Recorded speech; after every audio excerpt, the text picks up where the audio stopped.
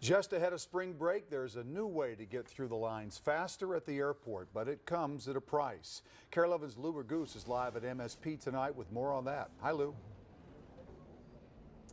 Hi, Randy. Yeah, starting today, when you come in the door 5 and door 2 at the airport, you see these kiosks, and this is where you need to sign up for KARE. Give your fingerprints, scan your eyes, and from there you can save up to 30 to 45 minutes of time waiting in line. And this new feature comes just as the airport braces for its busiest time of the year, spring break.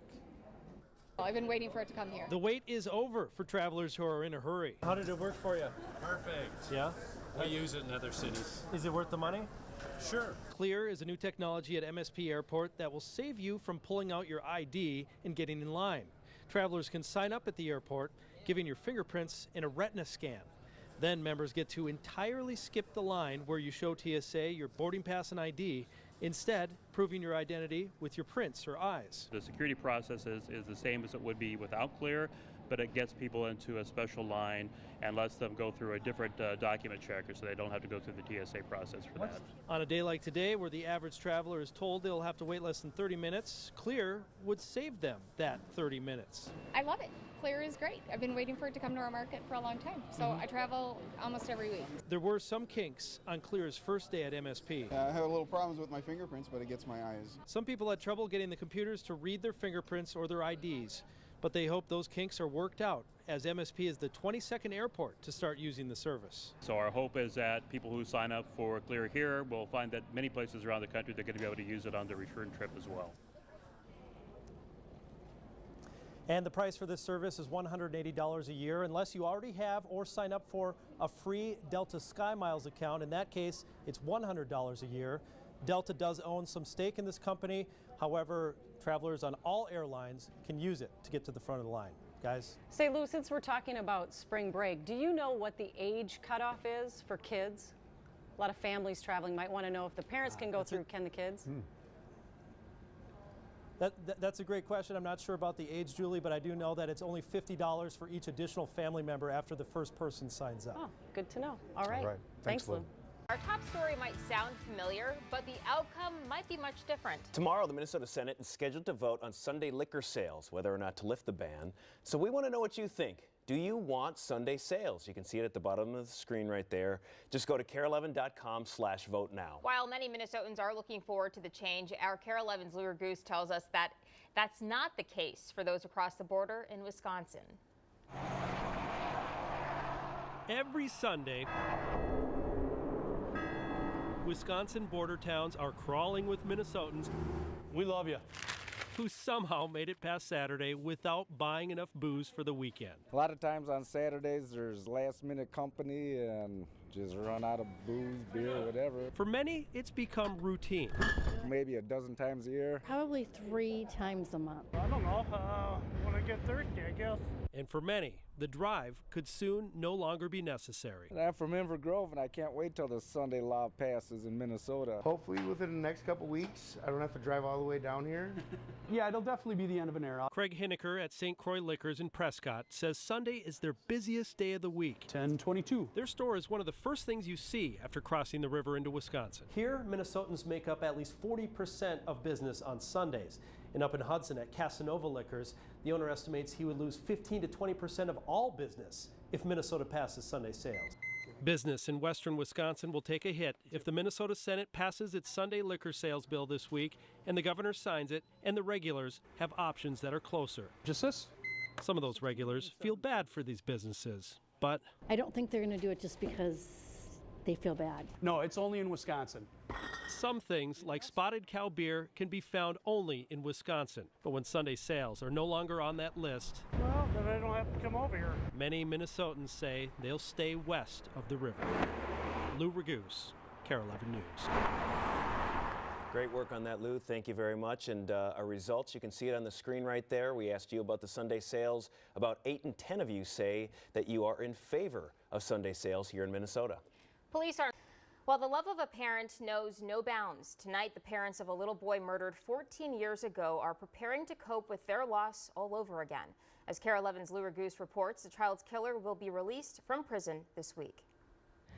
It was like the happiest day of my life. As they sit together, remembering their son. This is my favorite picture of all time of Cameron. That smile and the sparkle in his eyes. He had the biggest smile in the world, man. A little dude to smile about anything, you know. Cynthia Sweats and Mauricio Lewis will tell you the last 14 years went by in a blink. And I'm just like, where did the time go? Cynthia and Mauricio have changed a lot in that time. This is his favorite toy right here I got on my lap. Meantime, little Cameron never got the chance to grow older than that little smiling boy here in the photos. He should be 17, but he's forever 3. In February 2003, Cynthia went to work and left 3-year-old Cameron in the care of lifelong family friend Samuel Jones. She received a call at midnight that Cameron needed medical attention.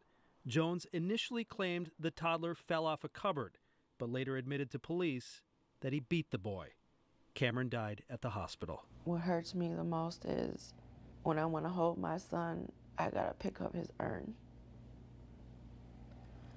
That's how I can hold him. The pain is especially near the surface because Cameron's killer will be released from prison on Wednesday.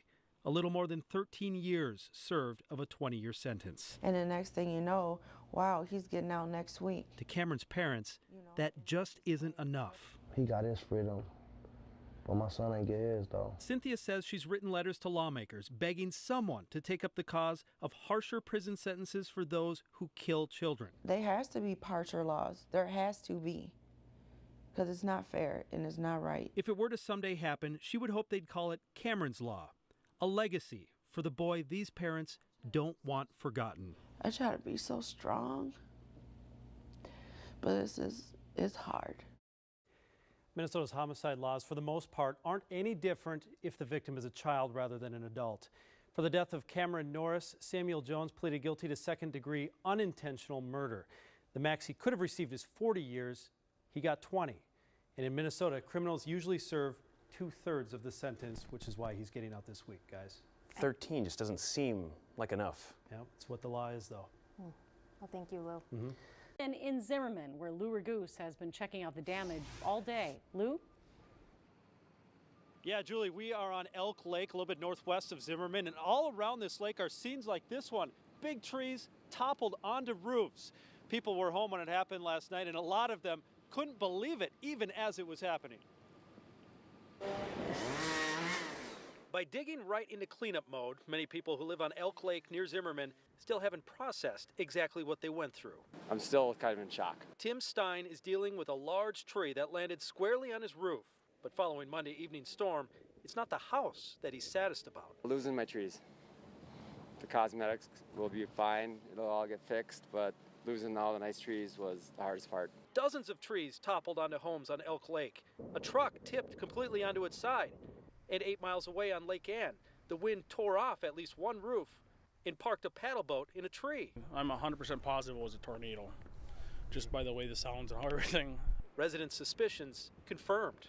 We beat the old record for earliest tornado in the state by 12 days, so that's very significant. Also significant, the amount of tree damage with no leaves for the tornado and strong winds to grab onto.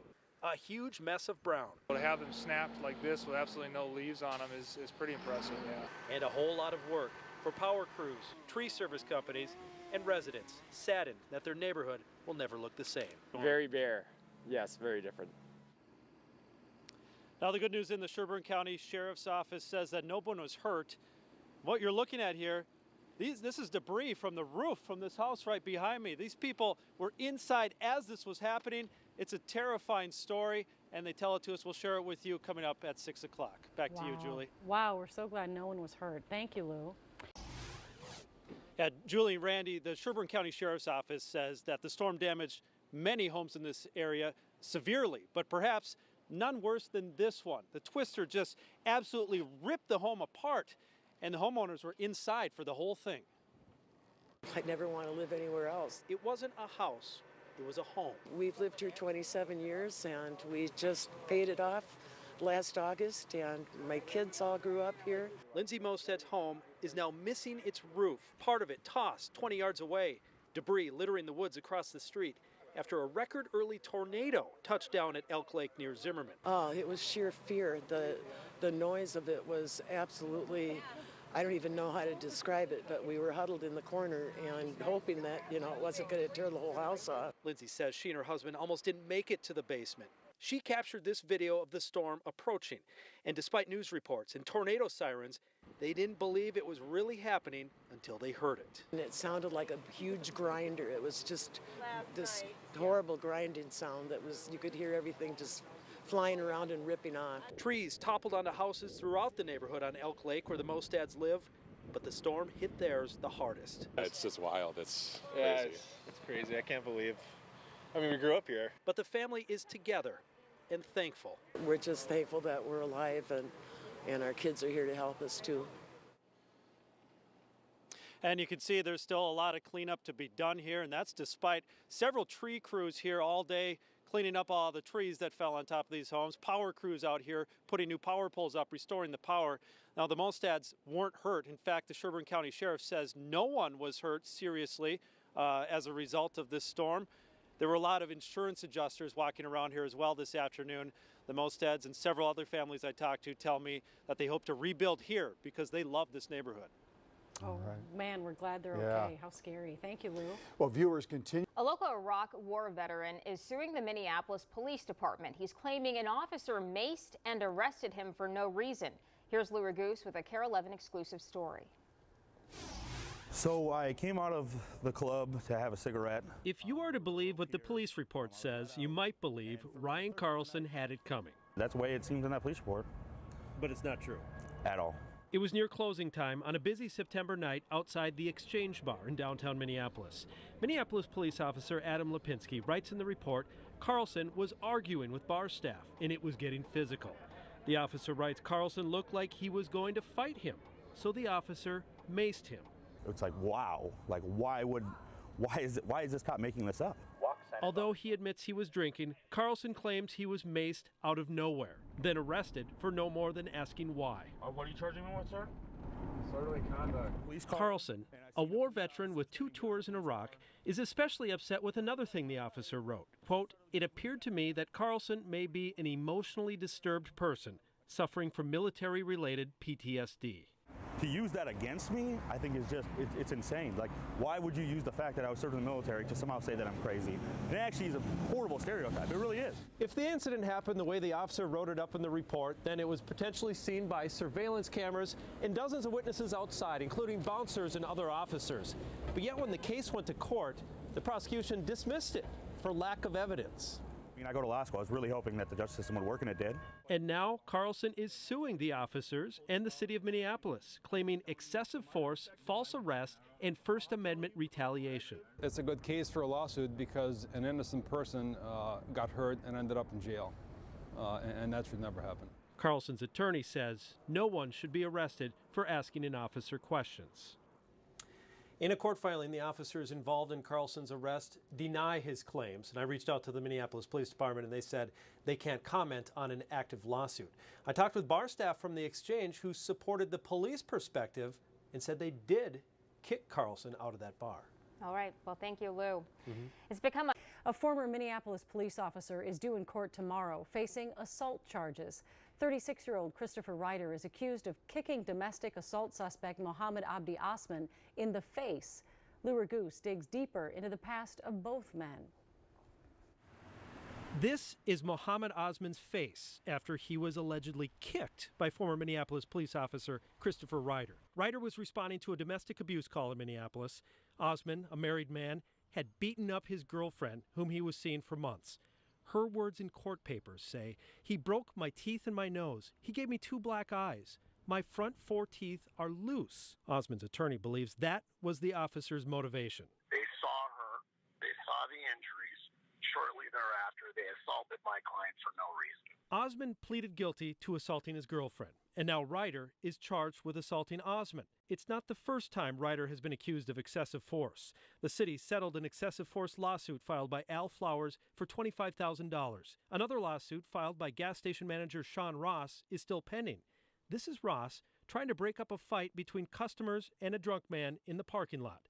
Police arrive, order everyone to the ground, then this happened.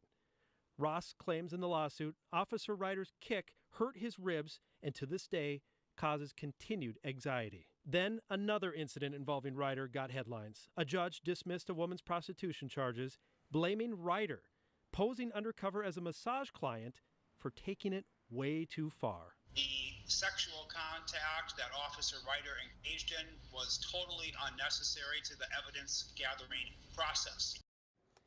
The Minneapolis Police Department fired Ryder in January, but the reason hasn't been made public. In a statement, Ryder's attorney says the officer's use of force was legally justified. That whole incident was caught on camera. All right. Thank you, Lou. Tonight at 10, details from a police report involving a former Minneapolis police officer charged with assault. Also new, video from the night it all happened. Here's KARE 11's Lou Ragoose. My client is sitting in the vehicle. Surveillance video shows a group of Minneapolis police officers rush out of an apartment building. Officer Christopher Ryder, in the black, comes out last and runs up to the suspect, Mohammed Osman, as he gets onto the ground. Officer Ryder just goes up to him and kicks him. Attorney Carson Hefner says Osman suffered traumatic brain injury. Christopher Ryder was fired and now is charged with assault. My client will definitely tell his side of the story in court. Although Officer Ryder hasn't told his side in court yet, we now know how he justified the kick in the police report. He wrote, "Officers were beginning to take Osman into custody when I arrived. I could see him pushing off of the ground. I made a split-second decision and kicked Osman in the face." Taking a closer look, you can see the first officer sweeps Osman's arm to lay him flat on the ground, and within a second, Ryder's kick to the face. So not only does the video show it, his fellow officers claim it wasn't justified. So any idea coming from his lawyer that this was justified is laughable. It's ridiculous. In a separate case, Ryder is being sued for another kick to the ribs of a gas station manager who was trying to break up a fight near the pumps. In the criminal case, attorney Hefner admits his client had just committed a violent assault on a woman inside the apartment. Officers saw her brutal injuries before heading outside to find Osman. That still doesn't give the officers a right to basically conduct vigilante justice. On Thursday, Mohammed Osman will be sentenced for beating up his mistress. His attorney says the alleged officer assault will not affect his penalty. Officers assaulting a suspect is not a defense to the underlying crime for which they arrived. Hefner says Osman took responsibility and pleaded guilty and hopes former Officer Ryder will do the same. Lou Ragoose, KARE 11 News.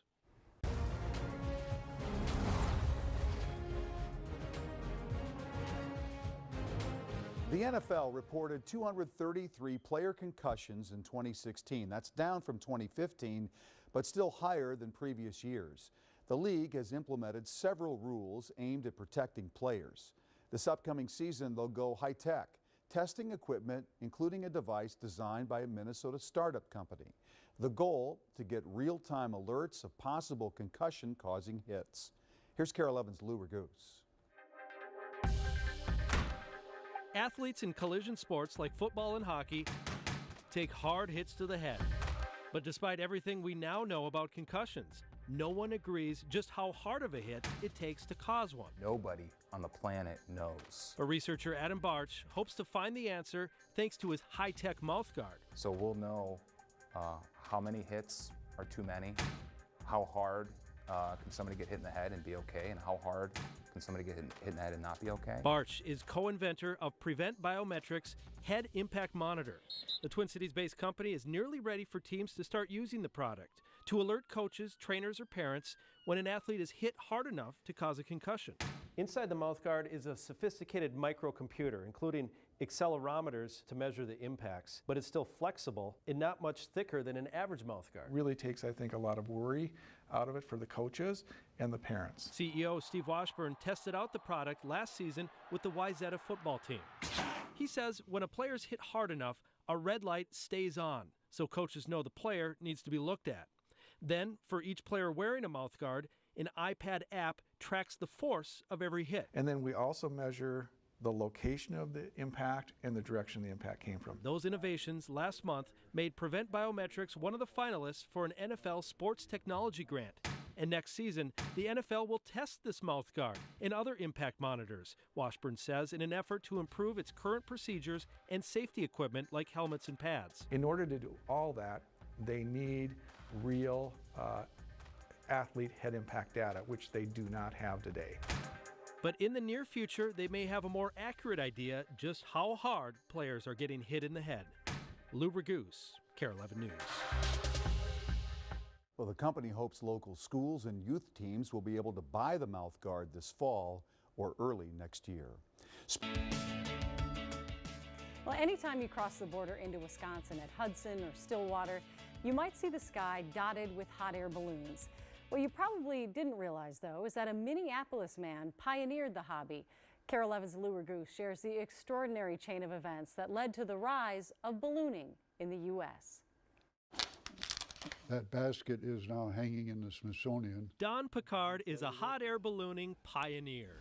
I felt pretty special when I was the only person in the United States with a balloon and a balloon pilot's license. The 91-year-old credits his most famous flight in Minneapolis in 1947. See, the Fauché Tower is the only thing there. As the birth of the modern sport and hobby. If I hadn't made that flight in the paper balloon, we never would have had ballooning in this country. That flight started in downtown Minneapolis and 2 hours later ended in White Bear Lake. It even made the New York Times. And it never would have happened if not for a Japanese weapon you may not have heard of, kept secret until the end of the war. It's a formidable weapon and a very cost-effective weapon. Picard was born to perhaps the world's most famous family of balloonists. So they line us up in front of the gondola to say goodbye. That's him on the right, before his parents, Jean and Jeanette Picard, in 1934, made a historic flight 57,000 feet into the stratosphere.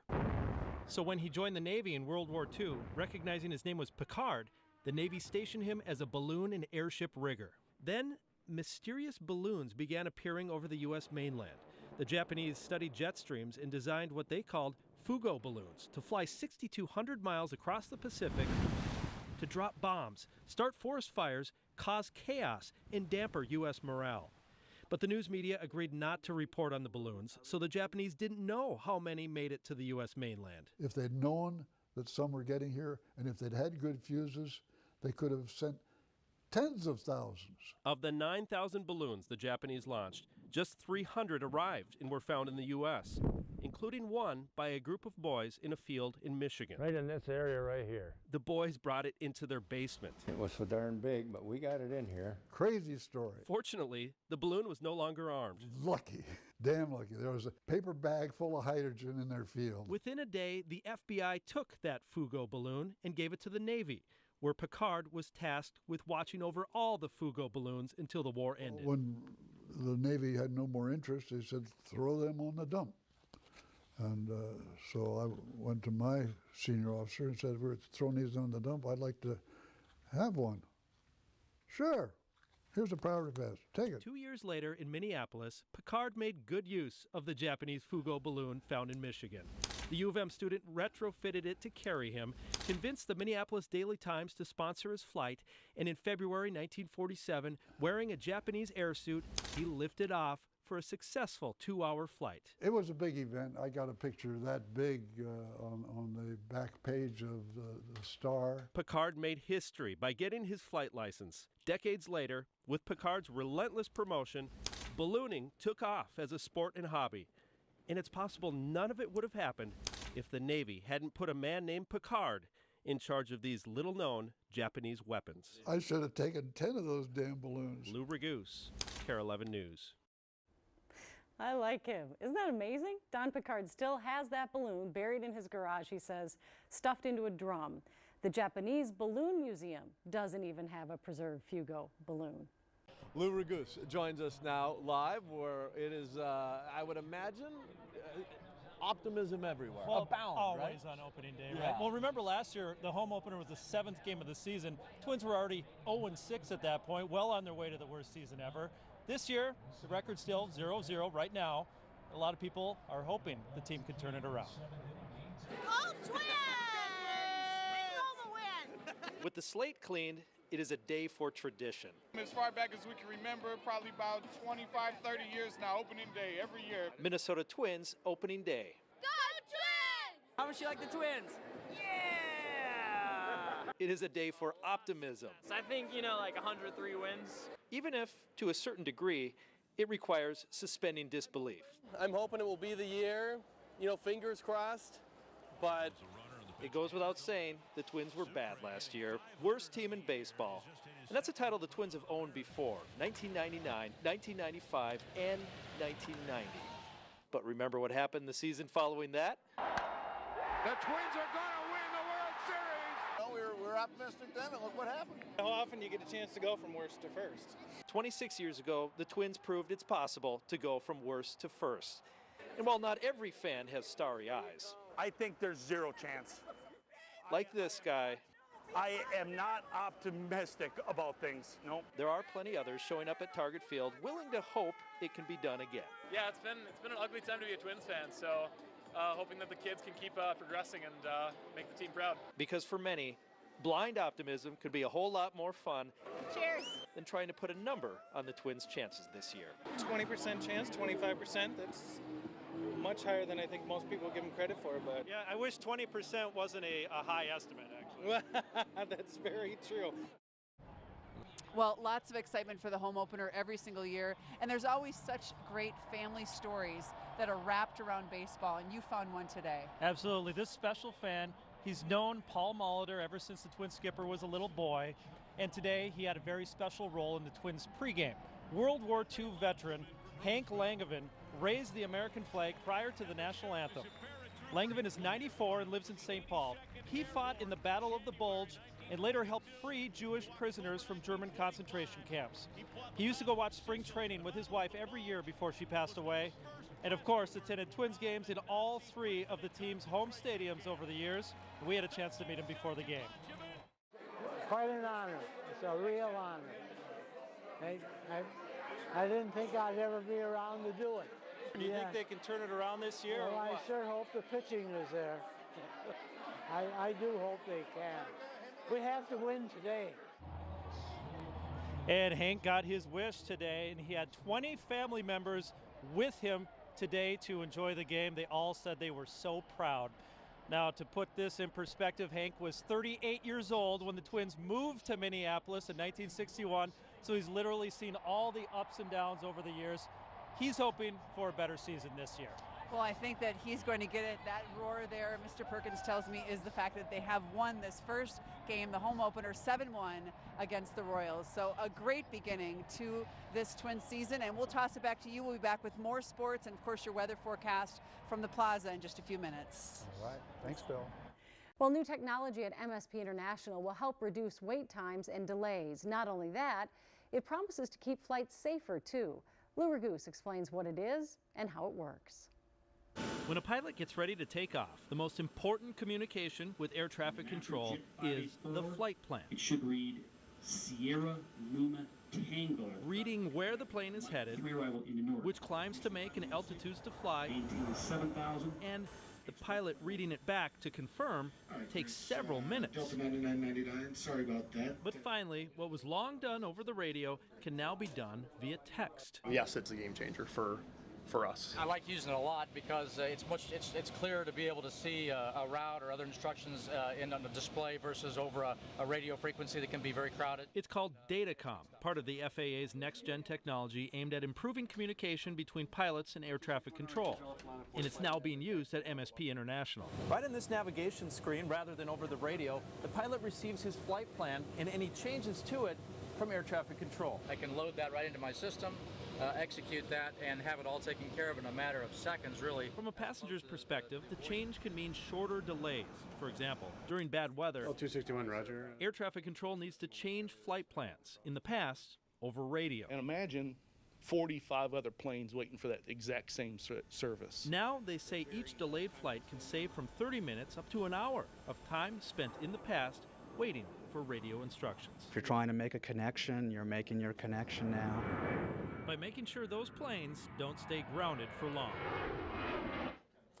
Now, the only problem is not every plane is equipped with the technology. The FAA isn't requiring it, although most of the major carriers are participating. Over half of Delta's planes that fly out of MSP have the technology. Julie? All right, great. Thank you, Lou. We begin tonight with a Minnesota family that, like so many, spent their day celebrating Easter. And they're also celebrating their son. 2 years ago, little William Venner fell into a fire pit. He's been on a slow road to recovery. Tonight, the family spent time with Lou Ragoose to share an important message. Interviewing a 6-year-old is rarely easy. And I can do this. But frankly, it's a relief to see William Venner bouncing off the backyard walls when you consider where he was when we met him. It is a very harsh and sad reality. William was 4, blowing bubbles in his dad's backyard when he fell face first into a fire pit. His 6-year-old brother dragged him out by the back of his pants. William suffered second and third degree burns over half of his body. At the time, his mom feared for his future. Is he going to think he's ugly? Are people going to pick on him? What do I do to protect him? But now, I would say better by a lot. especially on days like Easter, I got it from an Easter bunny. Danielle Lottie is relishing her energetic boy. You appreciate things more. You value time differently. That's not to say the last 2 years haven't been a struggle. 1 minute he could be completely entirely proud and, you know, he's this super William. And then there's other moments where he's, Mom, I'm different. You know, I hate my hands. She's concentrating on teaching him to love himself. As for Fire, there have been a lot of conversations about growing up safe and unafraid. I want to teach him safety and comfortability, yeah. And as for her initial fear, after dealing with some teasing at a previous school, Danielle says William now fits right in at his new school and answered all the kids' questions. One girl actually asked him if she could be his friend, and he's like, sure, just all cheery. And that was a really proud moment, to be honest. And perhaps the most important question seems like a silly one to this 6-year-old. Are you happy? Yeah. So his mom wants everyone to know that he is happy. And Danielle wants to renew her call for everyone to be careful around fire pits and campfires now that summer is just around the corner. They have very specific rules at their house now. William isn't allowed to put anything into the fire. He has to sit in a chair if he's near the fire. And of course, has to be with an adult at all times if that fire is burning. Well, and we were talking too before the show, but those ashes stay hot for a very long time too. So Yeah. even hours later, it can still be very, very hot. Important to keep it covered too. That's another big tip. All right, thanks, Lou. Yep. Well, some business owners in St. Paul say they feel like they're being forced out as the city makes way for its new soccer stadium. KARE 11's Lou Ragoose looked into the concerns and has the story all new tonight. It's a brand new bar, top. The bathrooms are brand new. Dean Bigowet's St. Paul bar Hot Rods has been around for a long time. I consider this a neighborhood bar. And since his father opened the bar 48 years ago, Bigowet has seen the neighborhood of University Avenue near Snelling evolve. After 50 years, we've kept changing with the neighborhood, and we hope to continue to keep changing with the neighborhood. The biggest change will be the impending construction of an MLS soccer stadium right across the street. But Bigowet now questions where he fits in the city of St. Paul's development plans. I think that they would like to redevelop this whole block, you know, if they had their way. In September 2015, shortly after MLS officials first visited the stadium site, Hot Rods received a liquor violation. According to the city notice, an undercover officer bought a beer, then took it with him out the back door into the alley, resulting in a fine and other conditions slapped on Hot Rods. Then a month later, right after city leaders made the stadium site official, Hot Rods received another violation.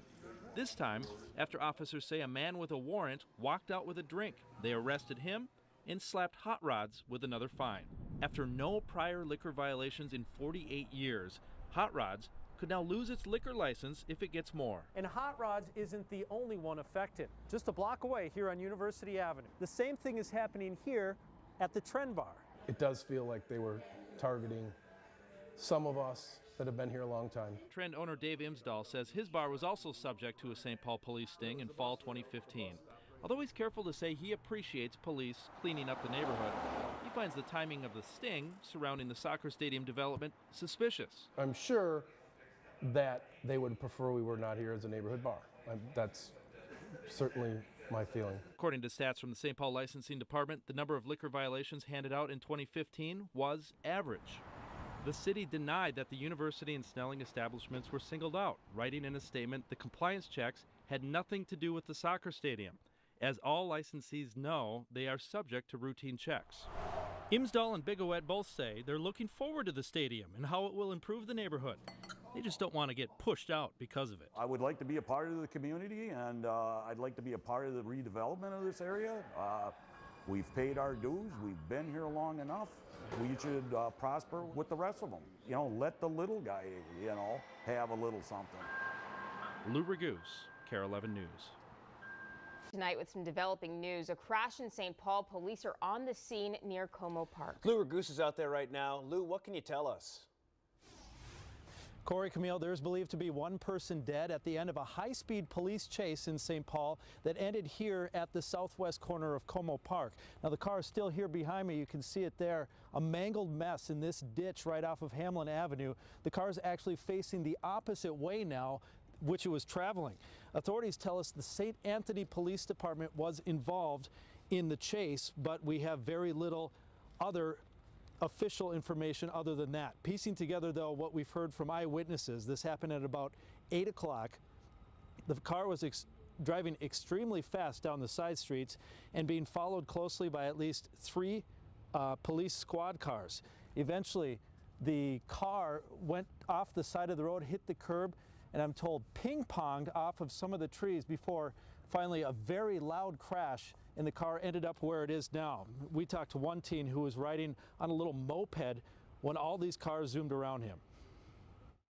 At first, I just thought 100 miles an hour because I was probably going 25, and it looked like I was standing still. It made me feel like I was just stopped. And witnesses told me that there were 2 people in the car. They saw a woman who appeared to be walking afterwards. She was taken to the hospital by an ambulance. The other person in the car was a man who is in much worse shape, and he was brought into the ambulance, but the ambulance never took off, which is not a good sign. He is believed to be dead tonight. No information on who the people are who are in the car. State Patrol's investigating, and hopefully we'll know more by sunrise. Guys? All right, well, thank you, Lou. Authorities are... The state of Minnesota is cracking down on the state's largest health insurer. They'll have to pay back hundreds of thousands of dollars to Minnesotans who received surprise medical bills. It's a problem KARE 11 Investigates has been reporting on and tracking. Lou Raguse tells us why the state is cracking down and who might expect a check. And now it says that she's not in network. When we met Jay Craswell months ago, he was frustrated with his health insurance company. It's truly hosed. Can I say that? Doctors and hospitals listed in network when he signed up for the Blue Cross Blue Shield Consumer Value Network were actually out of network when he visited them. For months, he thought he'd have to pay a $24,000 surprise medical bill, and it still stresses him out to this day. It really, really just pisses me off. And we found others, like Joel and Julie Smith, billed thousands of dollars in out-of-network costs for doctors Blue Cross's website listed in network when they signed up. And according to the Minnesota Commerce Department, Blue Cross knew at the time those providers would drop out of network before consumers could use them. It's a shell game. You have absolutely no control over anything that happens once you sign that contract. They can do whatever they want. But the Commerce Department held Blue Cross Blue Shield of Minnesota accountable. At the end of the day, I think this is a good result for the consumer. Ordering the insurer to pay back nearly $328,000 in surprise medical bills to at least 400 Minnesotans fooled by the misleading website. It seems like a no-brainer that the website would have to be up to date with their in-network providers. Absolutely. You know, every day consumers are looking at those websites to see whether or not the in-network services are provided for. You know, unless you're OCD like me and you've got a yellow pad with everything you checked, you probably just assume that it's your own fault. Craswell wants everyone watching to double-check their medical bills and avoid the stress he had to go through. It's just, On top of paying back the $328,000, Blue Cross Blue Shield of Minnesota has to pay a $45,000 penalty and update the provider list on its website at least once a month now. Julie? Well, Lou, yeah, unless we're OCD like that gentleman was, I mean, how do you go back now and see whether that name was on the list when you made your decision? Is that possible? Well, the people most affected are those that use North Memorial Hospital and the doctors involved during the year of 2015. Okay. So anyone who had Blue Cross Blue Shield Consumer Value Network and used those hospitals should definitely take a second look. All right, great information. Thank you, Lou. You're welcome. Well, the rain is... It happened in Willarney, a tiny city bordered on all sides by Matamidi. Lou Raguse has the latest. It was on a very public street in the small town of Willarney, outside the Domino's Pizza at 8:30 at night, where Washington County law enforcement officials say a woman was nearly kidnapped by a stranger. The incident was very scary. This victim was very lucky. Assistant County Attorney Karen McCarthy says the victim had just mailed a letter at the post office and was smoking a cigarette outside her car when a man got out of a white van and approached her.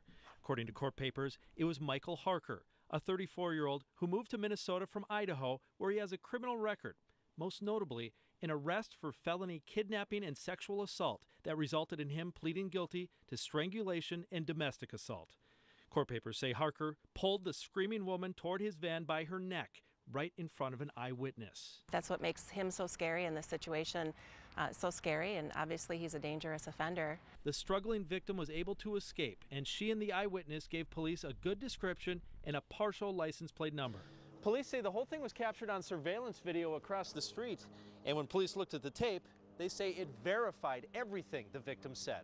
It really did, and it corroborated everything she said, including both what the description that was given by both the victim and the witness with what he looked like. And the video contradicts what Harker allegedly told police after they arrested him at his home. Court papers say Harker admitted he approached a woman, claiming he offered her a ride, and she freaked out. That woman, law enforcement is now calling very brave.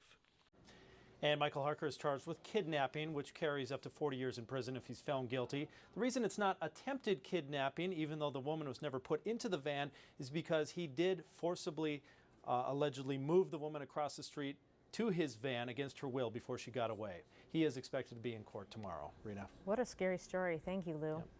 And one of the big stories we are following tonight is the sentencing of Alan Scarcella, the man who shot 5 people outside Minneapolis's 4th precinct during the 2015 Jamar Clark protests. Tonight we're hearing from one of the men who took a bullet. Lou Raguse joins us in the newsroom with that story. Lou? Julie, there's still a lot of emotion surrounding this story, as many weren't happy with Scarcella receiving a 15-year prison sentence, even though that was more harsh than what he was hoping for, which was probation. Before learning his fate, Alan Scarcella read a statement to the judge. The fact that others were injured because of something that I did weighs heavily on my heart every day. But nowhere within that statement did Scarcella, who claims self-defense, use the words sorry or apologize. It's not what I wanted. I wish it hadn't happened. And I wish there was something I could do to change events so that nobody had been hurt. 5 people were hurt. 1 nearly died after Scarcella fired 8 shots with precision after a group of Black Lives Matter protesters escorted Scarcella and his friends away from the encampment. Scarcella wasn't there for the same reason the protesters were there. Days earlier, he and another friend recorded a video making fun of the protesters and using very racially charged language. One of his victims, Cameron Clark, told the judge how he's still affected after being shot twice a year and a half ago. Right now, still to this day, I can't work because of the pain. And Judge Hillary Caligiuri referenced the ugly racism revealed in the trial when she handed down a 15-year prison sentence. I truly didn't realize that people in this day and age, particularly young, educated people, still held such repugnant, racist ideas as the ones expressed in your text messages. Despite the sentence, outside the courtroom as County Attorney Mike Freeman tried to talk, evidence the wounds are still very fresh. You could have gave that man 25 to 30, and you know that. If that was me, I would have been looking at 25 to 30. The most Scarcella actually could have received is 20 years in prison, but clearly Cameron Clark, who you heard speaking there at the end, wishes Scarcella faced attempted murder charges rather than assault charges. Julie. All right. Thank you, Lou.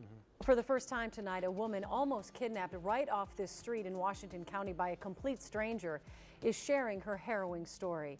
The incident happened exactly 1 week ago in the small town of Willarney, and now the victim is speaking out, hoping it will remind people that it can happen to anyone. KARE 11's Lou Raguse spoke with the woman today. We are concealing her identity because she was the victim of a violent crime.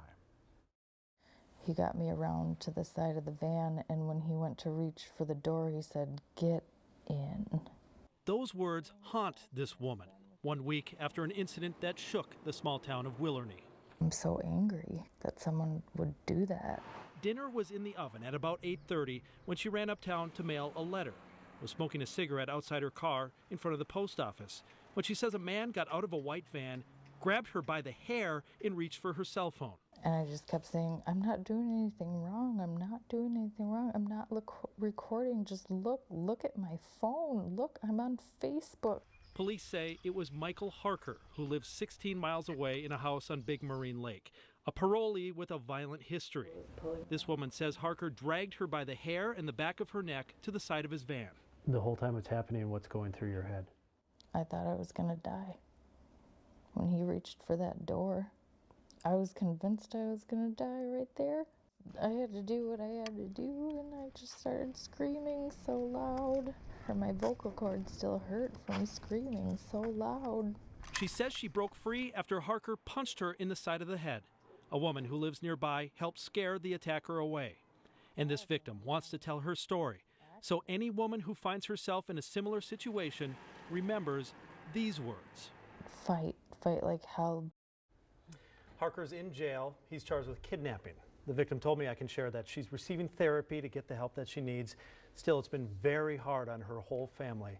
I also spoke at length with the witness who helped. She doesn't want to take any credit. She says that she just did what she thinks anyone should have done and would have done, but still that victim wanted to make sure that she got some credit here. Just a random There's really meeting no between the two? They no didn't know each explanation. other? Absolutely never met. And it ended, she was screaming and making a fuss, and the woman came out, and when he saw The woman that other happened woman, to be moving her car. She lives right around the corner. Heard the screaming, didn't know what was going on, even if it was a domestic or if it a stranger thing.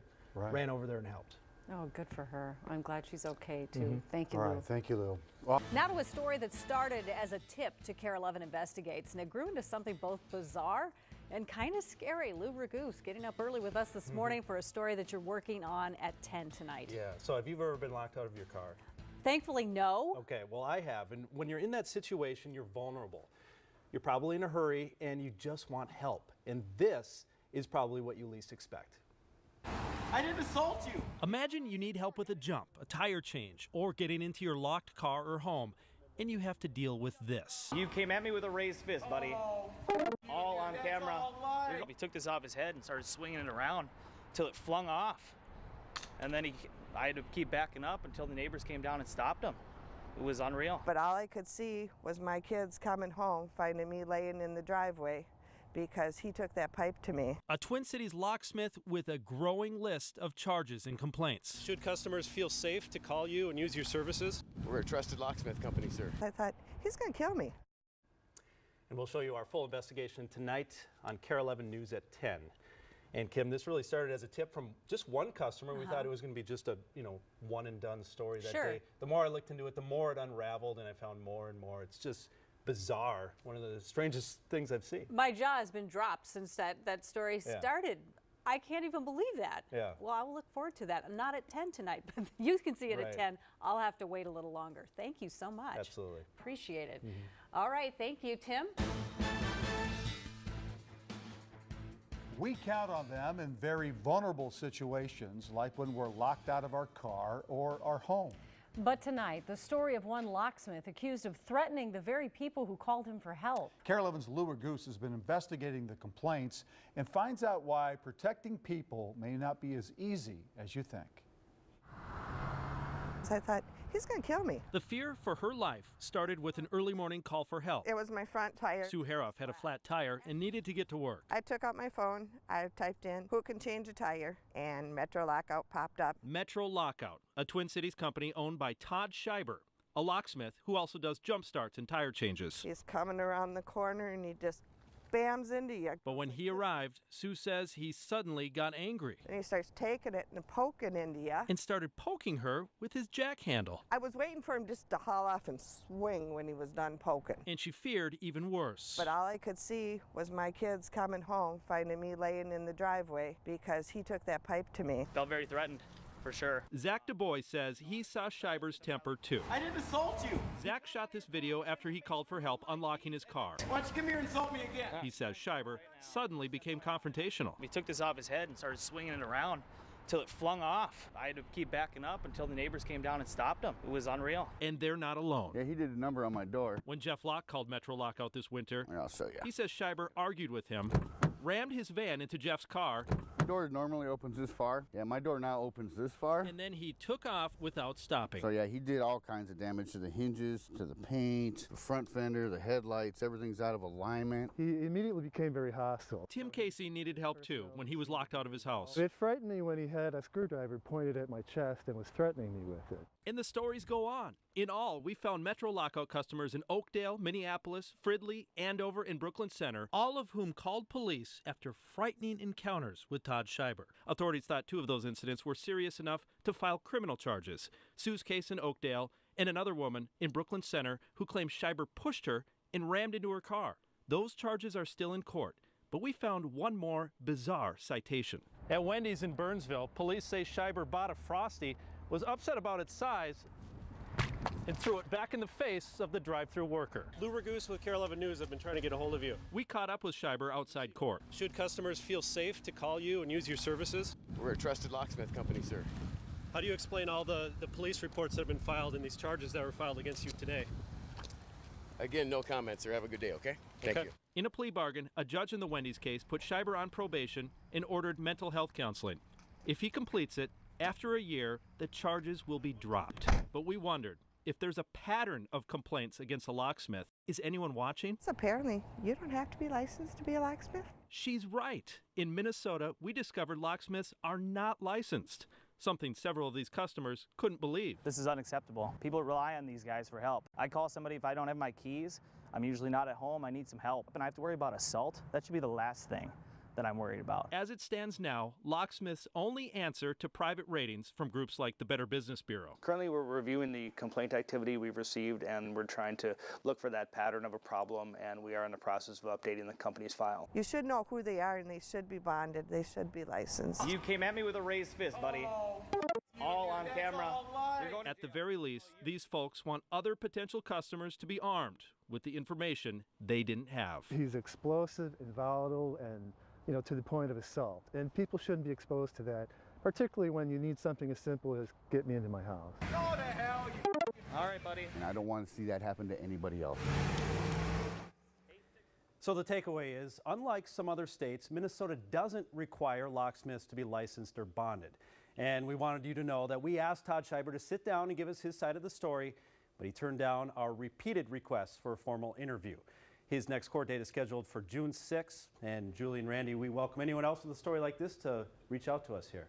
So I guess I don't understand what's provoking him. For example, with the woman that said he started poking at her. Yeah, it's a little different in each case, but in that one, she said that she was just watching him do the work, and he told her to get in the house, and when she didn't follow his instructions, then he went off on her. That's what her story is, and it's something very similar in all these cases. And really interesting, because you said there is no license to get here in Minnesota. Even if you wanted to say, I am a licensed locksmith. Right, yeah, there's no formal training required or no license to get, although, a lot of the locksmiths that are reputable in the state do have training and so forth. Yeah, all right. do your due diligence. Yeah. Thank you, Lou. Can happen to anyone who goes out on the lake. That is the message a Grand Rapids man is sharing tonight after this very scary situation over the weekend. Dave Koepp was out on Grand Rapids Pokegama Lake over the weekend when he found himself in the water, all odds against him.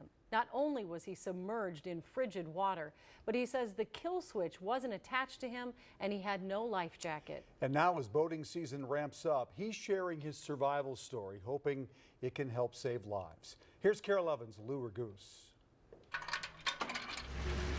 It's an old boat. The boat is old, but the motor is new. About 15, 20 horsepower. And experienced boater Dave Koepp just wasn't used to the way the new motor jerked while slowing down early Saturday morning when he was out on Pokegama Lake in Grand Rapids alone with his dog Mac. The momentum just tossed me over the side of the boat. Dave was treading 46-degree water as his boat circled him like a shark. When I popped up out of the water, I couldn't see the boat, and as soon as I turned around, I could see it coming right at me. The boat's propeller sliced through his arm, but in that water, Dave was quickly losing hope. I looked ashore and knew I was at least a quarter mile away, and thought I'm going to try, but I don't think I'm going to make it. A lot of old memories come flooding back. Dave's thoughts went back 22 years to when his cousin, a 10-year-old boy, died in a boat accident on a Minnesota lake. The minute I hit the water, I thought of him and thought, I can't believe I'm going to leave this world the same way he did. Aaron Solly's death prompted state law changes regarding children operating boats, and the lives of Dave's family were never the same. But Dave wasn't destined to die on this Minnesota lake. Somebody was watching out for me, whether it was him or God or a guardian angel or whatever. That's Dave, soaking wet and with hypothermia, as men aboard another boat pulled him to safety. They then disabled the circling boat by pulling the kill switch, a safety device Dave failed to clip to his belt, a mistake he says he'll never make again, and wants to warn others about as well. I've said it a million times, I'm not falling out of this boat. I've been in it too many times, I know it too well. It's never going to happen to me, and it did. In Grand Rapids, Lou Ragoose, KARE 11 News. Dave says the three men who saved him are very humble and didn't want to take credit or be interviewed. We're sure glad he's okay. Medical bills, they're complex and confusing, and sometimes they contain a costly surprise. Imagine opening a hospital bill and seeing you owe about $15,000 more than you expected. It happened to one Minnesota man. Tonight, KARE 11's Lou Raguse investigates surprising medical bills and what you can do about them. Yeah, it's a big burden. Leading up to his back surgery, Paul DeWolf says he wanted to make sure his insurance would cover most of the cost. So he showed his Humana insurance card to CentraCare's St. Cloud Hospital. I said, am I in network? Am I going to be covered? And they said, yep, you look good. You're in network. You're in our system, so it shouldn't be any problem. After insurance, Paul thought his share would be about $3,000. So imagine his shock when this bill from the hospital arrived. And they said, Paul, you got to come up with $18,590, and we'd like to have that as soon as you could, please. So why the huge bill? We've been investigating, and we've discovered Paul's case is an eye-opening example of what critics call America's broken healthcare payment system. Just by the grace of God, Channel 11 aired some information about a couple that was having similar problems. All the time. On the other end of those phone calls at the Oftedal home, debt collectors. And a weighs on you. Turns out Paul had seen one of our stories about surprise medical bills. So after fighting his own bill for months without luck, he called KARE 11, and we introduced him to John Hess. We don't believe healthcare should be free. Or people shouldn't pay what they owe, but we should believe they should only pay what they owe. Consumers can hire his company, Athos, to help challenge medical billing errors. And he says he found plenty about Paul's bills to appeal. They said that there's some confusion about what plan was used. The first problem, Hess says, confusion about whether the hospital was in-network or out-of-network, according to his insurance. There's a huge difference. The total out-of-network charge for Paul's surgery, nearly $41,000. Athos discovered the negotiated in-network rate for the same surgery was about half that, roughly $22,000.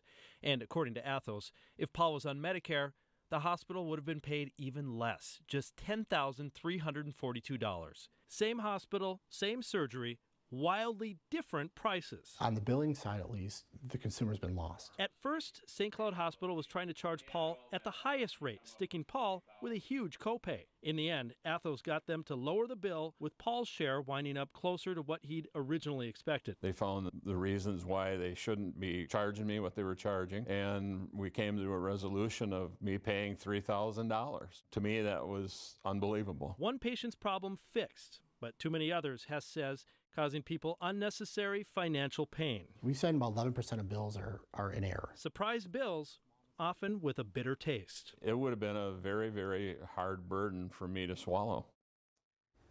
We contacted St. Cloud Hospital. They don't believe they gave Paul the wrong insurance information. In a written statement, CentraCare told us they understand the frustration the patient felt while they negotiated with the insurance company until the hospital finally agreed on what it calls a highly discounted rate. Now, this story is also a good reminder that you should check with your insurance company before you have medical procedures. Just make sure you know beforehand exactly what's covered. Yeah, and it seems like you should have it documented too, that you said this was in network, because sometimes that can change in a day or two as well. Yeah. But I'm interested in this expert, because a lot of people might say, well, I want to hire somebody to look at my medical bills. How are they paid? What's their compensation? Yeah, that's a for-profit company, so it's someone that you could hire if you want them to work on your behalf, and they just take a percentage of what they save you, and that's worked out. I don't know exactly what he charges or if it's the same for everybody. All right. Thank you, Lou. All right, thank you. Well, charges could be filed against 3 teenagers after what Faribault police are calling a senseless act of vandalism.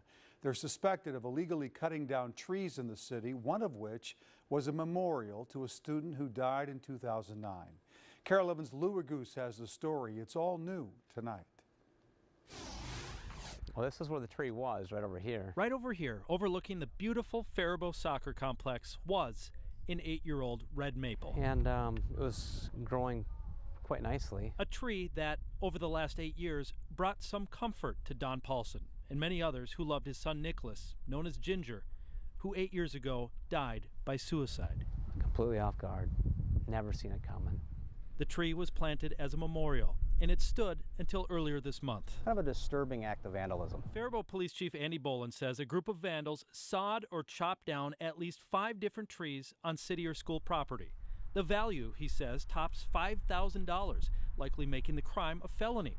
But it was sentimental value that drove his detectives. Our detectives, kind of took it personal because of the tree was a memorial tree, so they were willing to kind of go the extra mile to try to figure out who did this. With surveillance footage, they tracked down the truck in this grainy photo. And Chief Boland says 2 18-year-olds and a 19-year-old admit they are responsible. We don't believe it was a targeted crime. Just a senseless one. I hope they realize that we can't replace that tree. Most of these trees have already been replanted. Nicholas's dad says the memorial tree will be as well, but it's just not the same. That tree is part of us, that it's gone, and that's the part that really hurts. It's gone. The Paulson family is extremely thankful to the Faribault police for solving the crime so quickly. The suspects are not yet formally charged, and that's expected to come this week. Back to you. All right, thank you, Lou.